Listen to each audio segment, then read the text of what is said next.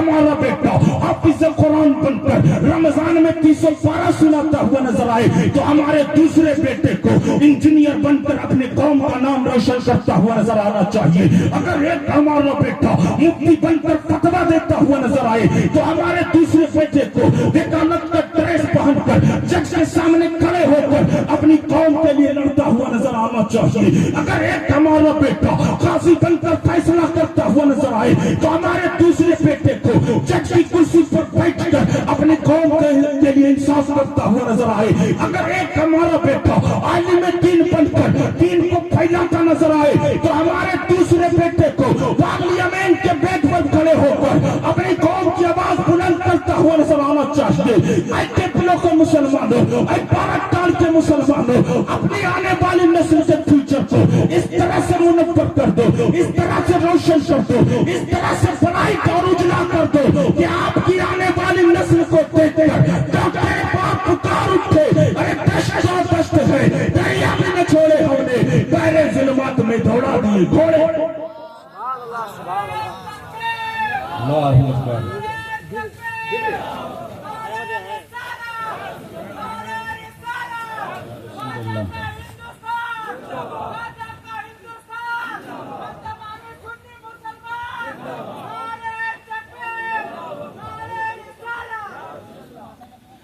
ये मत समझिएगा कि अपनी तकरीर चमकाने के लिए बोल रहा हूँ, मेरे दिल में ये बात है ना, दर्द भरी बात है। टाइम नहीं मिलता है फिर भी कोशिश करता हूँ कि जाऊं, है ना।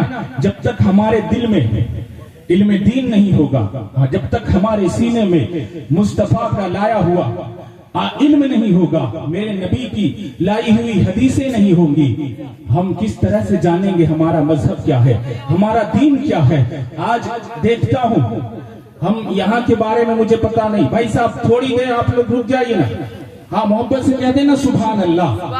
बड़ी खुशी हो रही कि आप दीनी जलसे में बैठे हैं, तशरीफ फरमा है। इंशाअल्लाह ताला आपको मौका मिलेगा और भी चीजें आप सुनेंगे, है ना। बहुत खुशी होती है कि हमारे नौजवानों के दिलों में दीन मुस्तफा है, नौजवानों के दिलों में शौक है, मोहब्बत है। और लेकिन अफसोस इस बात का भी होता है कि आज हमारे कौम के गार्जियन इसलिए भी अपने बेटे को आलिम बनाने से डरते हैं, इसलिए भी हाफिज कुरान बनाने से डरते हैं कि वहां जाएगा तो कमाएगा क्या, वहां जाएगा तो खाएगा क्या, वहां जाएगा तो बच्चों को खिलाएगा क्या। मुझे यहाँ के बारे में पता नहीं कि आपके इमाम साहब के साथ आपके क्या मामलात है, मैं नहीं जानता हूँ। ये मत सोचिएगा कि हजरत को सिखा कर भेजा है।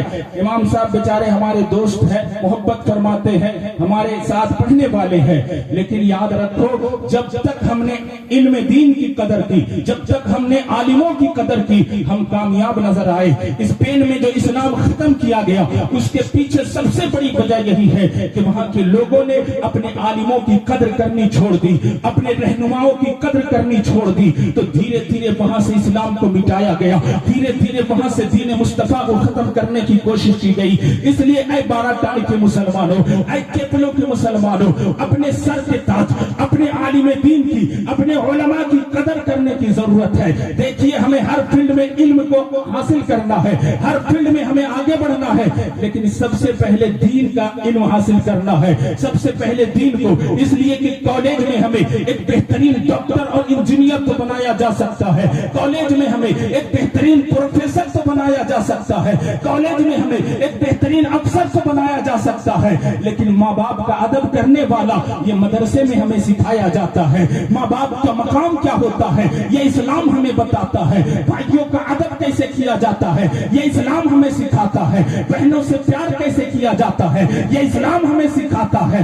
यानी सारी चीजें जो अच्छाई है वो सब कौन सिखाता है? इस्लाम हमें सिखाता है। आपको इस्लाम ने सिखाया कि अल्लाह का जिक्र सुनने से सवाब मिलता है, नबी की बातें करने से सवाब मिलता है। तो आज यहाँ पे आप मौजूद हैं। करबला की दास्तान अगर मैं आपको सुनाने लगूं, आपकी आंखें बरस पड़ेंगी, आप रोने लगोगे, आपका दिल फट पड़ेगा। कितनी मुश्किलों से उन्होंने इस्लाम हम तक लाकर फैलाया है। उसी तरह से आज के आलिम दीन, आज के हुफ्फाज़ कुरान बड़ी मेहनत से आप तक दीन को पहुंचाते हैं। खुदारा उनकी कद्र करे, उनकी इज्जत करे, उनका एहतराम करे और जो भी जरूरियात है उन्हें पूरी करने की कोशिश करे। इस दौर में अगर हम काम नहीं आएंगे तो कौन काम आएगा? मुसलमानों, हम अगर उन्हें उनका सपोर्ट नहीं करेंगे तो कौन सपोर्ट करेगा? पड़ेगा। बोलिए इंशाअल्लाह आलिम दीन की कदर करेंगे ना, कदर करेंगे ना, बोलिए इंशाअल्लाह ताला। बस 10 मिनट और सुने आप, इंशाअल्लाह मैं अपनी गुफ्तगू को समेट दूंगा।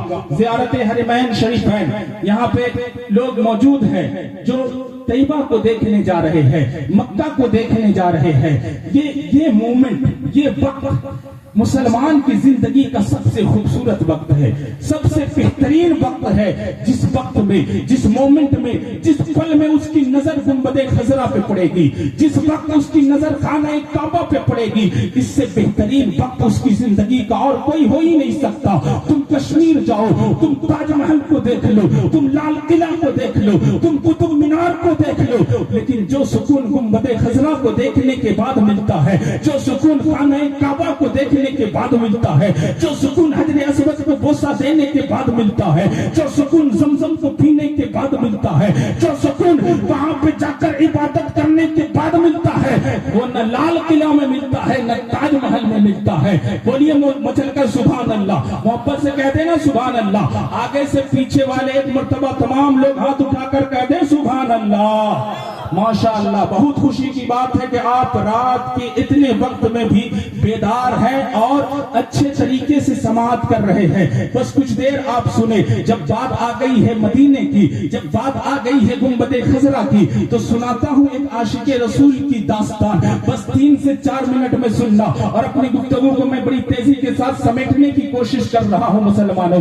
मैंने आपको पैगाम दे दिया है कि अपने बच्चों को तालीम देना है, अपने बच्चों को एजुकेशन आगे बढ़ाना है। सुनो, मदीने की बात आ गई है। अभी कुछ महीने पहले मैंने एक दास्तान पढ़ी है, जो कहानी नहीं बल्कि हकीकत है। क्या दास्तान पढ़ी कि मुल्क यमन का एक इंसान है, एक शख्स है जो मदीने आता है और 24 घंटा मदीने के रोज़े रसूल के पास बैठा रहता है, रोज़े रसूल के पास बैठा रहता है। कभी जालियों को चूमने की कोशिश करता है, कभी गुंबदे खजरा को देखता रहता है, कभी या रसूल अल्लाह का नारा लगाता है, कभी सलाम पढ़ने लगता है, जालियों को चूमना चाहता है, शुरता उसे पीछे हटाते हैं। मोहब्बत के साथ सुनना, हम सिर्फ कहते हैं कि हम आशिके रसूल हैं, लेकिन हमारे पास दावा नहीं है, हमारे पास दलील नहीं है, सिर्फ दावा हम करते हैं। मोहब्बत से सुनना, आशिके रसूल कहते किसे है, आशिके रसूल होता कैसा है, मोहब्बत रसूल कैसे की जाती है, बस इस वाक़े को सुनना। मुसलमानों, तवज्जो के साथ सुनना। एक आशिके रसूल मदीने में आता है, 24 घंटा रोज़े रसूल के पास बैठा रहता है, नबी के मुकद्दस मज़ार के पास बैठा रहता है। जरूरत पड़ती है फिर जाता है, फिर वापस चला आता है। जब ये खबर मदीने में पहुंचती है, चारों तरफ ये खबर पहुंचती है, लोग धीरे धीरे जमा होते हैं कि एक इंसान ऐसा है जो हर वक्त नबी के रोजे पर बैठा रहता है। गौर से सुनना इस दास्तान को, कोई कहानी नहीं हकीकत सुना रहा हो। मोहब्बत रसूल कैसे की जाती है, आशिके रसूल होते कैसे हैं। जब ये खबर फैलती गई, फैलते फैलते मदीने के पुलिस के पास ये खबर पहुंची है कि एक इंसान ऐसा है जो हर वक्त नबी के